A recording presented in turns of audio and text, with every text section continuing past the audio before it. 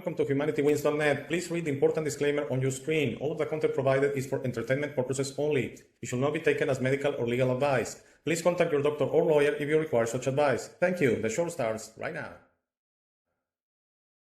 Hello, welcome to episode 98 from August the 17th from the year 2022. Today is a Wednesday, and today's episode is called Who Are They? Should We Care? And I'm going to try to explain to you what I feel is the system that is controlling humanity, planet Earth, through my experience, through the knowledge I've acquired for many years now, almost 30 years from my 48 years, a little bit more than that even. I've been interested on this topic, and I've reached this conclusion. I wanted to say, as the disclaimer says, that I don't own the truth. I really don't know anything, okay? This is just a crazy guy talking in the internet. You decide if there's any truth to this, if something resonates inside you, or if not, then it's what is called science fiction, so it might be entertaining to you.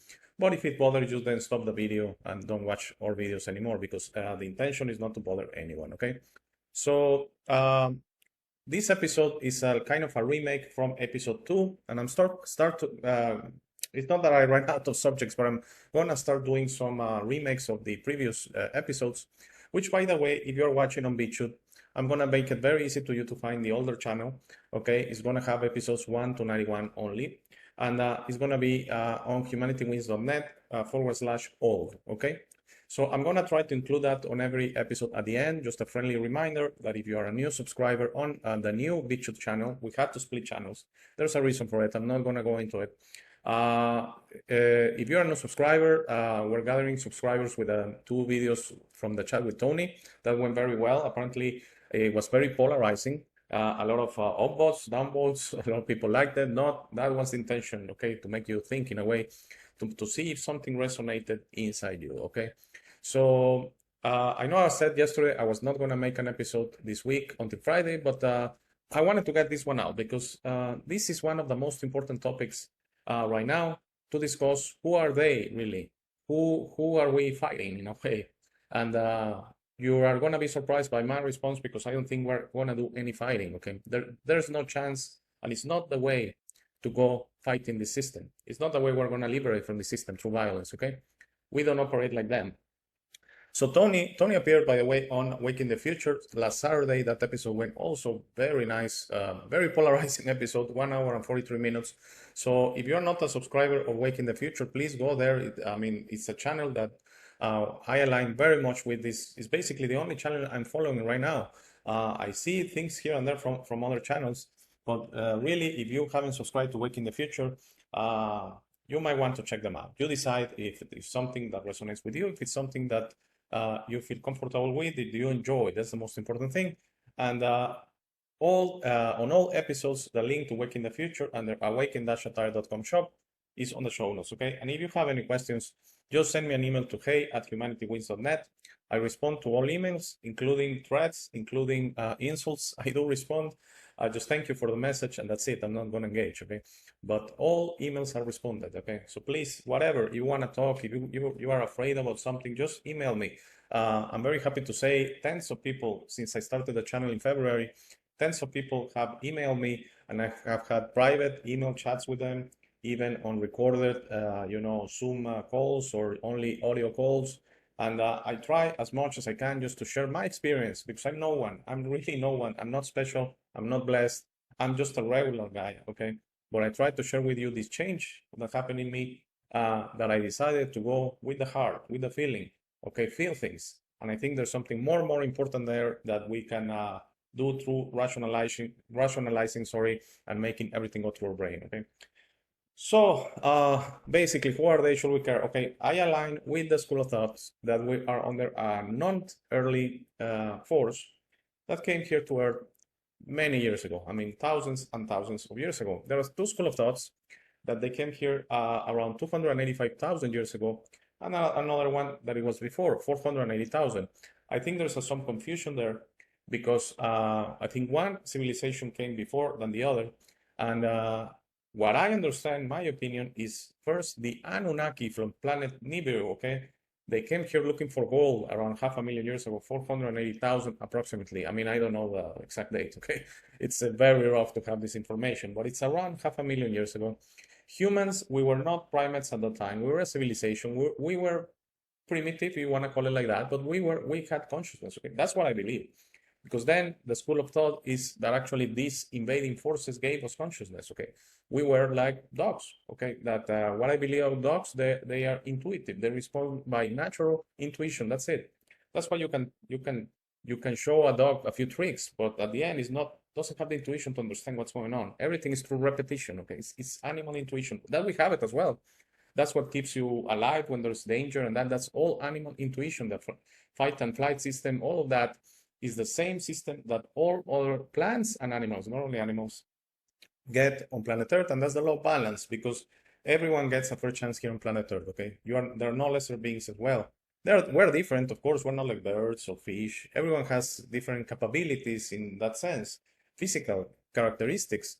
But we do get these systems, this intuition is the same. That's why you see many animals that react the same way. When there's a danger, they run away, especially because they can see you through their eyes, because they have eyes, and they see you are way bigger than them, so they're afraid of you, okay? So that's why. And if they feel they have something that they can harm you with, at the end, animals, there are no feelings, okay? So this all intuition, they will try to harm you. For example, a snake, a cobra snake, it will throw your venom at you, and it is trying to hit in the eyes to blind you, and then actually bite you and use the venom they have to kill you, because it's not that the snake is not trying to kill you because it wants to eat you or anything like that, just because it's afraid of you. You're way bigger than the snake. So again, all of these are just animal things. And going back to the invasion 480,000 years ago of this external force, I think we already had consciousness. That's my school of thought. Some think that we were modified by this the Anunnaki, because they were interested in gold. They needed gold. Gold is very special throughout the universe. It's very scarce throughout the universe. So planet Earth had a very abundant amount of gold, and they needed it for their own purposes. I mean, we shouldn't go there because it's very complex atmospheric purposes. They had to clean their planet through gold. Gold does offer those capabilities. So apparently their own people they brought on to work on getting this gold, they were upset, and they modified these humans that we were not conscious, apparently through this school of thought, to having consciousness and being able to learn things throughout consciousness, because it's a whole different thing. One thing is repetition, one thing is having consciousness that you actually understand and rationalize things, okay? Completely different. No other animal on planet Earth, I believe, has consciousness like humans. And I think humans, one animal in the planet, on every planet, has to have this consciousness, okay? So one living being in one call, sorry about animal, one living being, and if it's a plant. So that's why I don't subscribe to the idea that we have to be modified, okay? So that's when this domination by who are they started. And then a few thousand years later, the ones on the screen right now, the reptilians came, because they're also a parasitic civilization. They invade other planets, they take advantage of other civilization in violation of the laws of the universe, because you shouldn't do that. I mean, you should take care of your own problems. You don't go and actually profit from others to solve your own problems. That's not the way it works. Imagine the universe would be a mess if it was the case. So you might ask, why does these civilizations are allowed to exist in the universe by God? Because there are glitches on the perfect plan that the universe is, and he has to allow that. And they pay through karma, okay? That's why they go into place, they go back and back and back and back on their on their existence, until they reach a place there is no universe for them anymore. They have to operate through shadows, through transmutations in a place called the anti-universe. That is a carbon copy of the universe. That's why you don't see them. Whatever, if you think you're gonna see a reptilian or an Anunnaki, you're gonna see like it's like a movie or something, like an avatar out there. Okay, they cannot exist in this existence anymore, because they have gone so rogue. They have done so much karma that until they start clearing that, and they don't want to do it. They don't want to do it. They're very confused, and they don't understand what's going on. Okay, they're acting like animals in a way, like the snake I was talking about. It's all intuition. It's the snake doesn't know what it's doing. It's the intuition it has. It's throw venom on your face, trying to hit your eyes, and then bite you to protect, because the snake wants to go on forever. And the Anunnaki and the reptilians, they want to go on forever, and they need energy. They need transmutation. So they feed from the civilizations they have invaded by the transmutation of your real energy in the universe, that the only possible one is love. That's the only vibration, higher vibration energy on the universe. So when they steal your love, when they make you stop feeling that and feeling fear, envy, hate, violence, all of that, they win. and they actually harvest those emotions, okay? So this is not different from what you might have heard as demonic possession and demons, and exorcisms and all that. It's basically the same thing, okay? But it's just there's no devil, okay? Devil is just, a creation of the system, so you can be afraid of something. But demons are like the Anunnaki and the reptilians. They basically operate through portals here on this reality, and they contact you through your own free will. You open to them, okay? If you don't open to them, they cannot harm you. But you open to them, you ask for your help, you ask for their help, and actually they offer always something in exchange. So if you feel you are being contacted by an external force, it's most probably a benevolent entity that is trying to give you assistance and love, but you have to put in the work. If the entity is actually promising you to fix everything that's going on with your life, you have money problems, you have love problems, you have personal problems, you have health problems, all of it. If it promises to fix that for you, beware, because in my feeling, my opinion, that's you're in contact with a demon. Okay, so I did have the mistake to mention that David Icke was contacted apparently in his own language through his head, something like that. I had the idea that was also probably from demons, but no, I've changed my stance on that. I do believe it's possible. However, the people I talk to, that we feel the same things, that we open to these energies that are coming, because all of this is coming throughout the universe, okay? We're in a moment that we're bathed with benevolent love and energy coming through the universe. That's why the chemtrailing. They think the system, through their primitive methods, that by chemtrailing reflective substances on the atmosphere, of course, they want to control the weather, they want to poison you. Yes, it has like 10, 15 different reasons. But the most important one, in my opinion, they attempt to block this energy coming, like it's going to reflect back to the universe. And that's so silly. Come on, it doesn't work like that, okay? Technically, they might not be off a lot because it's energy and energy can be reflected. Yes, of course, but it doesn't work like that. Love always will go through any barrier this system is going to put on us. And that's why these energies are coming, and that's why a lot of people are feeling it. So you might have been feeling differently the last year, the last 2 years, the last 10 years. I don't know, every case is different. But for example, you might feel you are not interested in the violence, in the thrilling of the senses, and all these, vaccine reactions and all that. That stuff is like beyond you. If you're feeling that, there's a reason for that. It's because this energy wants to tell you to focus on yourself, on the power you have, on discovering you're not this, primate here on planet Earth that really has no apparent power, okay? You're extremely powerful, extremely wise, extremely beautiful. The only thing, you're not limited at all. Any limits you have is the ones you choose through your own free will to have. All your limits are self-imposed. And when you discover this, then you break your own limitations here on planet Earth. The thing is, we live in a social reality, okay? We live in a reality with something called humanity, which is basically our brothers and sisters, humans. They're having a physical experience as human beings here on planet Earth, but they're also spiritual souls like you.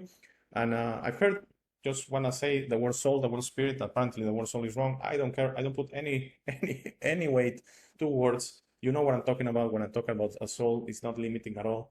It's your free spirit. It's your spirit that comes from God, your eternal spirit, that it has different experiences on many places, and it needs to have these experiences on so many places.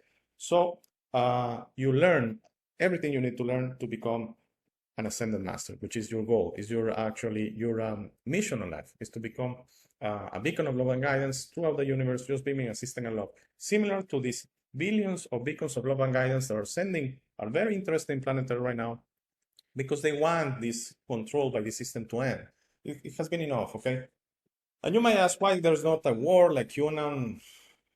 I don't subscribe to that at all, the QAnon and Trump thing, that they're going to come with their spaceships and, laser guns and destroy the system.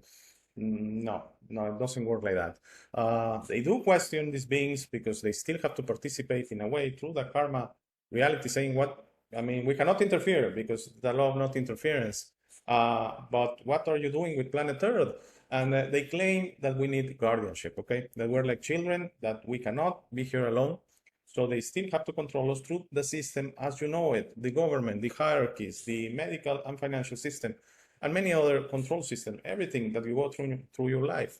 They claim that without that, we will die. basically we will disappear. They also claim that we will destroy each other because we hate each other. No, we hate each other because they try to divide us and implant so much hate that then we start hating each other because we're so confused as them. But when we go back to vibrating in love, you will notice everyone is your brother and sister. Okay, I don't care the color of the skin. I don't care who you are. I don't care if you're in a prison. I mean, you're a human. You're an eternal soul. Yes, we have all made mistakes. You're gonna clear them through your karma. I'm sorry this for the ones watching in BitChute. You need to go and see the older stuff when I talk about karma and the laws of the universe, the law of non-interference, of balance, of free will, because then you will get some background on what I'm talking about. Okay, so let's watch a video together. This is from David Icke. He explains very well who the reptilians are, and let's watch that first before watching about the Anunnaki. And I like David Icke a lot, and I think he makes a lot of sense. I read Children of the Matrix like 10 times, probably more. So yeah, you may say I'm basically aligning with David Icke. You think what you want. If something of this resonates with you, it's perfect. If it not, then it's probably just entertaining, okay? So let's watch it together. I'll give you my comments and we'll jump into the Anunnaki. Let's watch. Disappear. He began to write, and over a series of increasingly successful books, he began to outline his philosophy. Humankind was not in charge of its destiny. It was the unwitting prisoner of a race of shape-shifting lizards who occupied the roles in the highest echelons of society. From presidents to royal families, all trusted public figures were secretly part of a reptilian, Satanist pedophile group who had been on this planet for centuries. People began to take notice of Icke, and today he spends most of his year preaching to amphitheaters full of fans. He's still making startling revelations, and recently he declared the moon to be a hollowed-out planetoid space station from which our minds are controlled. The lizard's very own Death Star. Don't mention the reptiles. Don't mention the reptiles, yeah. Because there were people, when they started to come in, people who were kind of into my stuff up to that point, which was kind of regular fight. Well, it was a bit strange because it was all the way the war was manipulated by a few people, but it was all kind of regular stuff. And then I came across with this stuff, and it was Get like, it out of the way. Don't mention the reptiles. They'll just laugh at you again. I said, I know, but I've seen enough and heard enough to believe that it's real, and so I say it. I don't care about the consequences for me. Are you frightened? No. I'm not. I don't care. Because the consequences for the world and my children and my grandchildren and everyone else's of humans not intervening in this process that's going on now ever more quickly are that we are condemning our children and grandchildren. Indeed, ourselves, it's that close to a world that George Orwell so massively understated. In simple terms, there is a predator race which take a reptilian form. They're feeding off humanity. They've turned humanity into a slave race. They demand human sacrifice. That's where Satanism comes in. They feed off human energy, particularly feed off the energy of children. David's latest revelations have been about the moon. Far from a lump of benign rock orbiting us, it is in fact an artificial construct, a gigantic spacecraft, probably a hollowed-out planetoid. It is from the moon that the nefarious Illuminati manipulate the collective human mind, warping our perception of reality. I'm saying it's broadcasting something, that it acts as a blocking frequency that stops us seeing and perceiving things that we would normally perceive. That is creating what I call the moon matrix, or the Saturn moon matrix, and it's basically having the effect of the fake reality in the Matrix movies. I guess that makes David the Isle of Wight's very own Neo. Okay, so it was short and sweet, and I hope you enjoy it. And he makes the first where when he explains the predatory race, as I said, this parasitic race, predatory in a way that they come and they start flying around the universe in their spaceships, which advanced civilizations, by the way, they don't use spaceships anymore. They have found better ways to transport themselves as energy. Way faster, way easier, way safer, many, many things. But these races are kind of primitive in their own ways. It's like between humanity right now, which we're still very primitive, and advanced civilizations that they don't have any disease anymore. They are really living through real abundance, no scarcity at all. For example, these civilizations are the one that introduced money, and the money system took humans. They actually groomed us and kind of got us hooked up in living in scarcity, okay? So, because that's the way they operate, that there has to be competition and all that between humans to see who's better, who's bad, who's not. We're all equal, come on. These are all implanted notions that they put in our brains. When you start feeling to your heart resonator, your heart chakra, your connection with your spirit, to your soul, then all of these notions start crumbling, okay? This is what I talk on the last 3 minutes of every show. and I put it there that it doesn't matter which subject we talk about, if it's highly technical, anti-gravity or something like that, UFOs, that I want to include that, and I hope everyone, especially new subscribers, see that at least once, because that's my message, okay? The last 3 minutes is the really important part for me. I'm very glad to talk about other stuff, but really, if I could, I would just basically post that video and that's it, okay, those 3 minutes, because really, I believe right now, if you want to participate on the solution of how to help humanity, you have to discover yourself. Come on, you have to discover your story, and I'm sure you're going to find out when you start discovering your story that you are not what you really have been thinking you are for your whole life. So when you start peeling off, it's you know, like an apple, you start peeling off the it's something that you start peeling off and the pieces coming off. You're gonna really discover that when you get to the real story of you, it's so different from what you thought, and all fear is gonna just fly away. All notions are just gonna fly away. You're gonna start living different, a very calm life, just patiently waiting for everyone to feel like you. And it's not that you're special, we're all equally special. It's just we're in a line and some are figuring things out and therefore they're along the line and some are a little bit behind. We're all equal. There are no special beings here, okay? There are no lesser beings here. We're all equal. We all speak eye to eye, even to God. So the thing is we have to patiently wait for everyone to figure the story out, okay? So right now, going back to the subject of who are they, right now on the screen is the depiction in a way of the Anunnaki, okay? So the Anunnaki, apparently they're from planet Nibiru. Planet Nibiru, that is not a planet. I think it's a gigantic spaceship because it doesn't follow the rules of the universe. So I know they are rogue, I know they want to do whatever they want, but they also cannot have a planet that just go wandering around in non-standard orbits, because there's a reason for that. There's a reason planets moving away, because that's the way they respect each other, okay?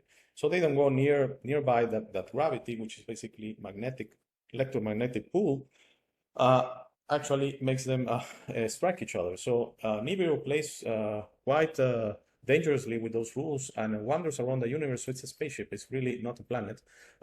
It's an artificial planet in a way, maybe. I mean, I'm saying it's a spaceship you live in. So basically it could be like an artificial planet. And it's highly toxic. They have really destroyed their own artificial thing. That's why they needed gold to clean it up. Well, that's why they thought, at least. So the Anunnaki came here to Earth around 500,000 years ago. I said 480,000, but it's very difficult that exactly. It's possibly more than 500,000 years. And they were looking for gold. They were not looking for a civilization to slave and to profit from, okay? They were not looking for humans. They were exclusively looking for gold. But when they find out about humans and they could use us for other purposes, that's when the enslavement started. And again, they always sold us that they were helping us, okay? They were higher beings. That's why you have probably read about, you know, the pyramids and all these depictions of these higher beings that come here to help. No, not really. Some of them, some civilizations have come to Earth and contacted small populations, like for example, the Egyptians or something like that. And they were actually benevolent, okay? But again, they cannot directly interfere. It's not that they're afraid of the Anunnaki, of the reptilians. No way.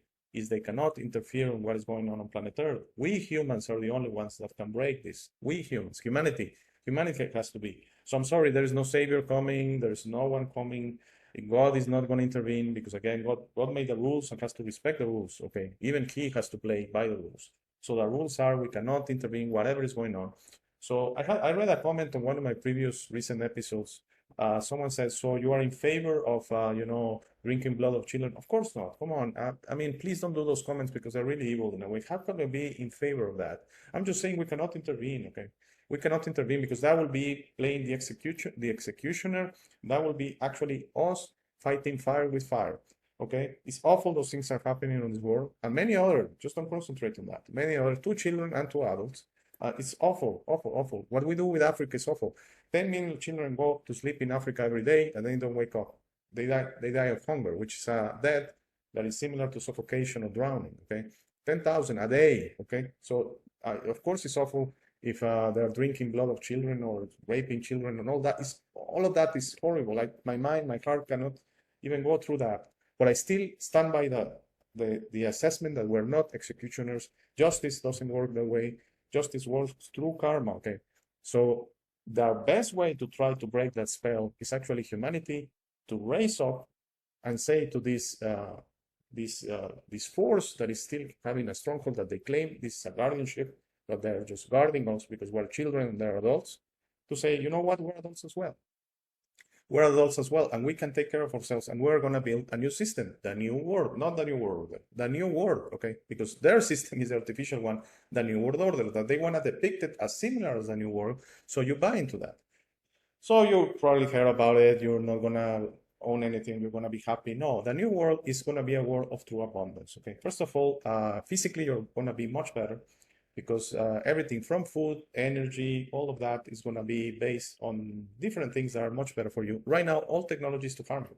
All technology is made either on purpose or by mistake. I think it's more on purpose, actually, or by omission. I don't know, but it's made to harm you. All of it, all of it. The computer I'm using right now to record this episode, your car, your television, your cell phone for sure, cellular towers, power plants, power lines, all of that, everything, absolute, a toy, everything. Your washing machine, your refrigerator, everything is made to harm you, okay? So that's why there's so much disease on the world, so much cancer. And I do speak about cancer on my previous episodes if you're watching BitChute, because there's 91 episodes that you're going to find very interesting subjects there. So please, if you're new on BitChute, please go back to at least watch the titles of the episodes to see something interests you.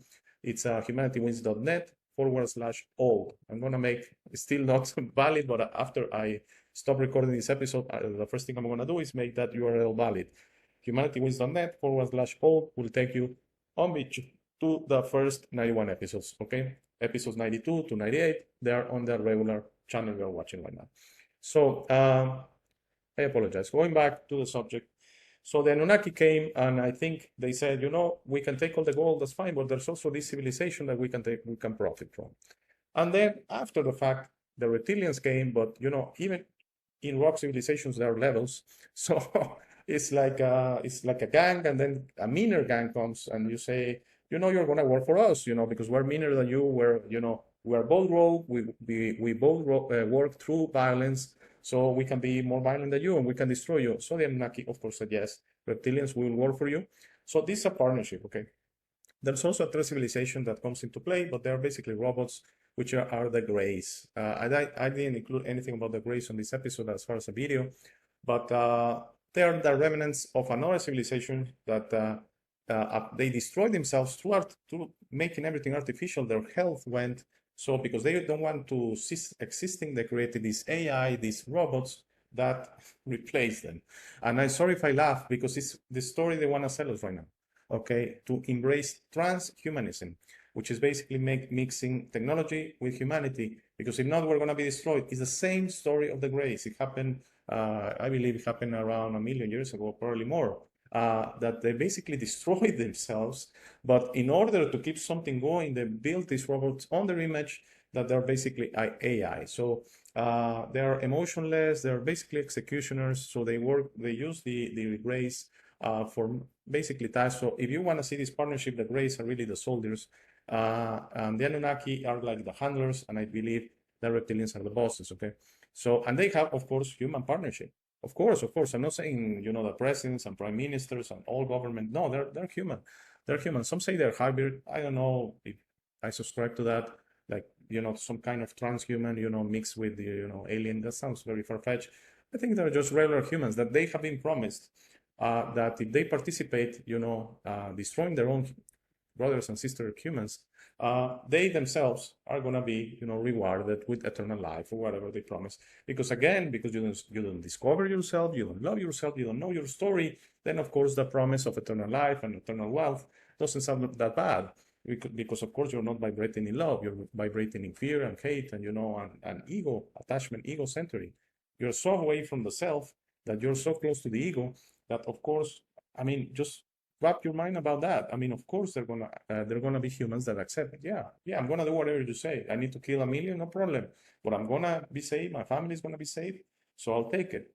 I think, in a way, they're more confused than even the evildoers, because that's not gonna work. And however, we mustn't hate anyone. Okay, before I present you the video on the Anunnaki, we mustn't hate anyone, even the evildoers. It's not our place to judge. It's not our place, really, to hate anyone. Our only place is to love. If you go through love, you're going to understand you're not an executioner. Justice doesn't exist. It's an implanted notion. Or someone did something to me, that person needs to be hurt back in a way, go to jail. No, doesn't work that way. Doesn't work. The universe has a system that is called karma. Let's use that system. Let's leave justice to karma. Those people are going to understand. Okay, they're going to go through their lessons again and again and again. And if they want to go on the right way of the universe, which is the only way, then they're going to eventually understand. If you want to go rogue, which is like driving down the road, with the cars coming at you on the wrong side of the road. If you want to go rogue, then go rogue. But eventually, you're going to become like these predatory civilizations that you're really so confused. There's no way out. You're just being instinctive. You're just reacting. You don't even know what's going on, what you're doing. And I hope someday they get it. They have to get it someday, and they actually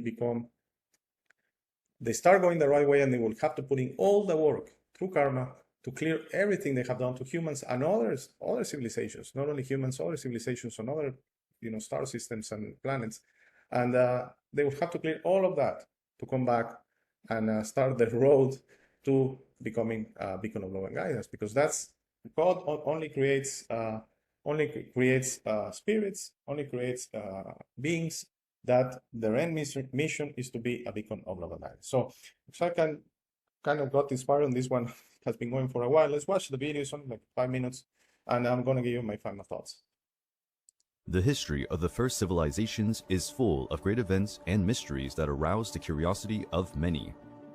Many wonder how it was possible for human beings to evolve so rapidly compared to other species that had already existed on our planet. Ancient peoples, through their religions, have tried to offer answers about the creation of the world and the odd creative capacity of humanity. Perhaps the answer to this dilemma can be found in the text written by what was the first organized civilization in history, the Sumerians. The Sumerian civilization emerged in Mesopotamia around 4500 BC. Over time, it was responsible for building large cities and creating the first system of writing, known as cuneiform writing, on clay tablets. During archaeological excavations in 1849 in Iraq, 14 clay tablets with Sumerian writings were found. The translation of the text revealed one of the most fantastic stories of all time, the story of the Anunnaki gods. According to the Sumerian manuscripts, there is a planet at the ends of the solar system called Nibiru. Every 3,600 years, it enters an orbit close to the planet Earth. Nibiru was the home planet of the Anunnaki, who were experiencing difficulties because the climate and atmosphere of the planet were changing rapidly, making it difficult to produce food and therefore to survive. It was necessary to use advanced methods of technology, alchemy, and magic to reverse this situation. To do so, a large amount of gold was needed, since this metal has purifying properties capable of resisting even cosmic radiation. However, gold was a rare resource in Nibiru, and without other alternatives, the Anunnaki used their advanced technology and sent ships into space in search of the precious golden metal. After a long and tiring search, they arrived on planet Earth about 445,000 years ago, where they were the first astronauts to cross space and colonize another planet. The planet Earth was inhabited only by wild animals such as mammoths, saber-toothed tigers, and some apes. The Anunnaki settled in Mesopotamia and built a wonderful city called Eridu.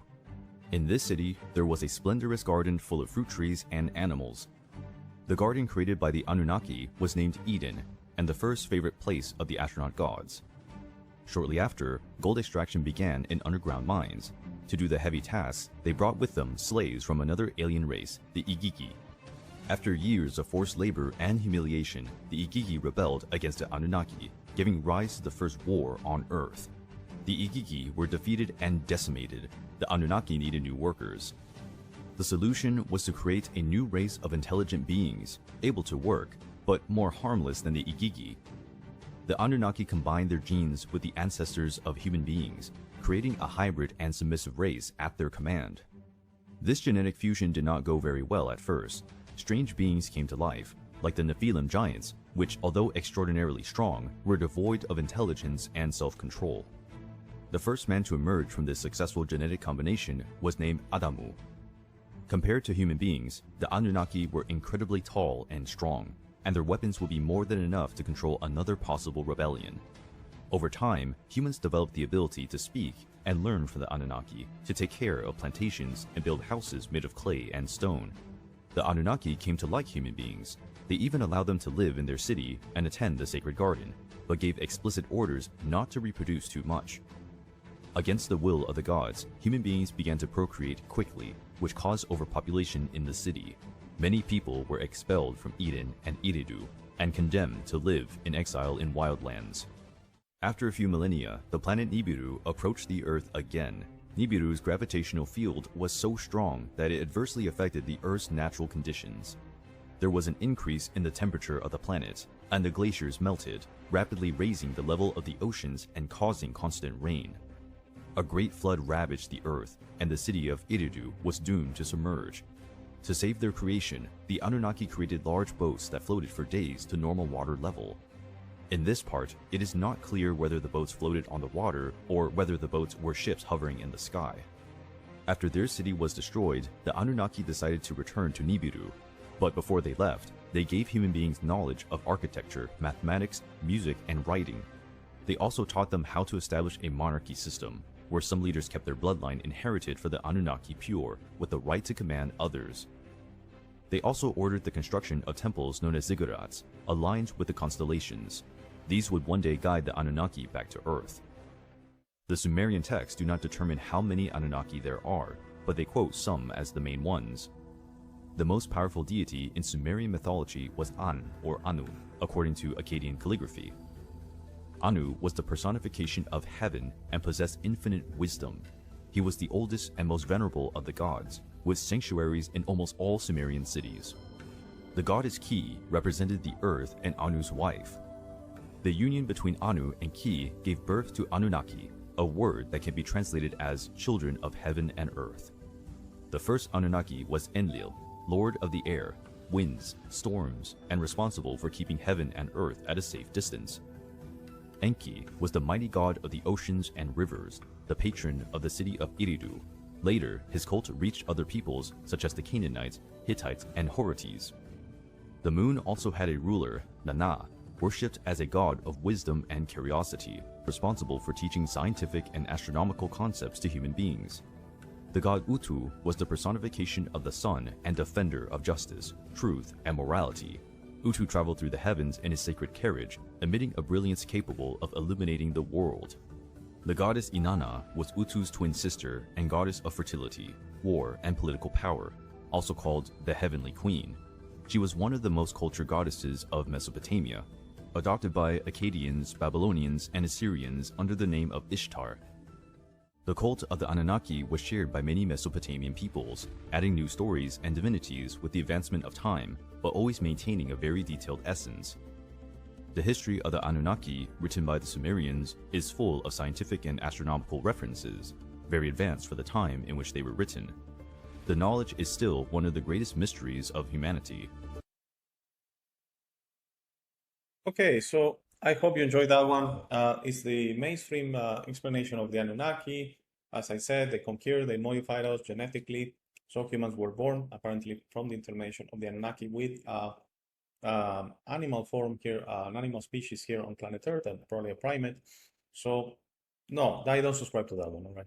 I think humans were here previously, were probably not very advanced, because it's normal for a civilization to go through this understanding of this tapping of their own wisdom, okay? When God creates us, he puts all the wisdom on the universe on each and every one of us, okay? And he puts all the strength. He gives you all the capabilities to all of us. But you cannot abuse that, okay? You cannot say, I want it now. I want all the strength so I can dominate the universe or the world. I want all the wisdom so I can control the earth. No, it doesn't work that way. You're going to uncover it as you need it, okay? So human beings were actually progressing in a way, slow way. We were on our way to becoming these beautiful, benevolent civilizations, like the majority in the universe, okay? And I can name very much of them, but really it's not the point of this episode. The point of this episode is presenting you what I believe is the controlling force right now on humanity for thousands of years. And you shouldn't be concerned about them, because we're not going to beat them through fight, okay? There's no way. Even if you say, for example, that you have guns, you have, you can fight, it's not through fight. And Tony, when he appeared on Wake in the Future, he said something I want to repeat, that he mentioned Mahatma Gandhi, okay? And how Gandhi actually was able to liberate India from the British Empire through peace, okay? And the way he said it And I think Tony made an excellent point, and the way he explained it is beautiful. He said, you know what? Do whatever you want to us, cut our heads off, kill all of us. We don't care. We're not going to submit. That's the way out, okay? That's the way out. You have to actually lose all fear of death, because death is just a transformation. Death is actually like going to sleep at night and waking up somewhere else the next morning, okay? That's all of it. I mean, it's really a process you go many, many times through your existence. Actually, you stop dying when you are ready for ascension and you become a beacon of love and guidance. Then that doesn't happen anymore. You go on forever on that form because you have reached perfection. There's nothing more for you to learn. So you actually become the master. I hope that makes sense. You're the teacher now. You're not the student. When you become the teacher, you have nothing more to learn. Then you go on forever without any more death. And that's that's actually our destiny for all of us, even if you want it or not. That's going to happen. I'm sorry about that. That's in the contract. So that's going to happen. And then you go on beaming love through the universe and listening to whoever calls your name and assists you. And please, these are metaphors, okay? So it's not that you're going to have your name and someone has to say it for you. No, you're going to be listening whoever needs assistance, okay? And you are going to share with that individual, with that being. That assistance is actually that, showing them the way, but they have to traverse the road. Everyone on the universe gets to put in the work. It's not like a superior being is going to solve your problems for you. So if you worship them, which worshiping doesn't exist, is not needed, is not in the universe. The universe is not ceremonial, okay? Worshiping, you actually gonna understand that you are responsible for your existence and you put in all the work basically, not part of the work, all the work. So I believe, like Tony said, that this will be won through peace by showing them that they can do whatever they want. We don't subscribe to their distractions anymore. We're going to build a new system. They are not going to destroy us, even if they're confused, if they're evil in a way. It's not to their best interest. They're just going to leave. There's nothing more here to harvest. As soon as there's nothing here to harvest, no emotions to harvest, because the gold is gone. They already took that many years ago. So as long as the second thing they want, which is harvesting ourselves, or emotions or energy, as long as we say, you can try everything you want, I'm not going to give you my energy anymore. It's like that quote from Gandhi saying, you can do everything you want, you can cut our heads off, but we're not going to submit, then we win. But all humanity has to be, because we're on the same boat, so all humanity has to be on that boat to actually say that, and that will be the moment the new world will start. The new part of humanity, I'm sure, is in the future. I'm completely sure. That's it. Am I going to see it with my own eyes? Are you going to see it with your own eyes? I don't know. Some days I feel I am. And honestly, some days that I go negative, and I'm a human because I can go negative every day, every moment of the day. I feel I'm not going to see it with my own eyes. It's really in the future. It's really maybe hundreds of years in the future. It's probably 100 years in the future. It could be 10 years in the future. It could be tomorrow. But really, what I do feel is humanity is waking up. Sorry about that. Humanity is waking up.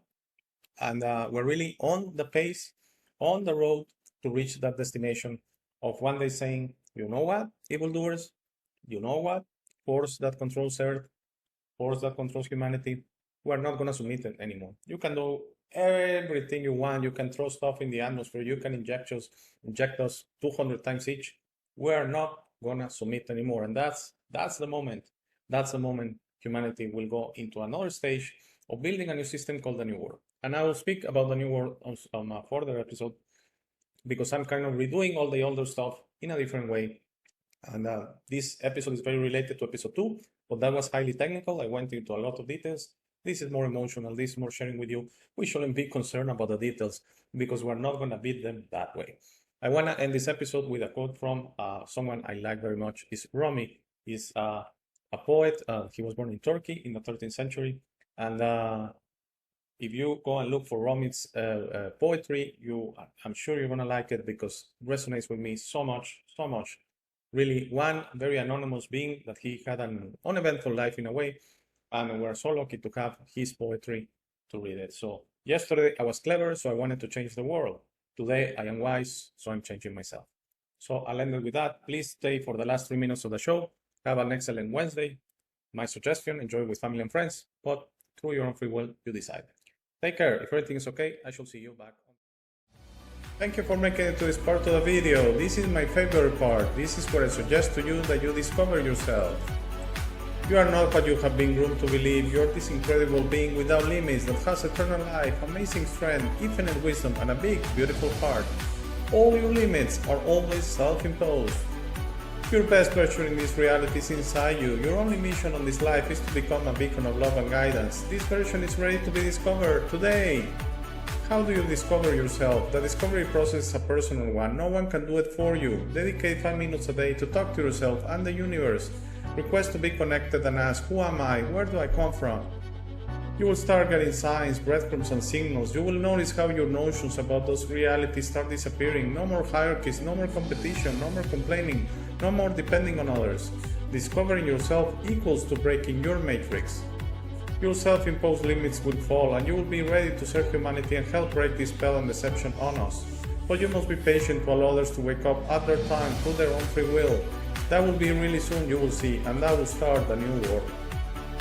As you work towards your best version, you will notice how all emotions don't serve you anymore. Hate, fear, rage, pride, loss, envy, violence, justice, true violence, judgment of others, and other emotions will disappear from your mind and heart. You will understand those emotions serve only the evildoers and are not you. Please try to be understanding of others that don't think or feel like you. Everyone has a process. No one is right or wrong. We're all just different. Don't be concerned about being right, ever. Don't allow pride preventing you from patching things up with family and friends. It is very important you enjoy this life with your loved ones. Put in the work to patch things up and leave it to others to decide. Please relax and enjoy life. When everyone breaks their own matrix, humanity through our community consciousness will break the final spell. The new world will start and everything will gradually fall. Governments, hierarchies, and the medical and financial system will go from scarcity to abundance for all. Thank you very much for watching. Please share this episode. If you have any comments or suggestions, please use the comment section below. For private questions, conversations, and if you would like to appear on the show, please email me at hey@humanitywins.net. Please be sure to check out our friends from Waking the Future and their awaken-atari.com shop. They gave me my first opportunity to speak about this and I will be forever grateful. Link to their channel and shop on the show notes. Thank you again. Please don't forget to visit our website www.humanitywins.net. By giving me your time, you honor me. Have a very, very, very nice day.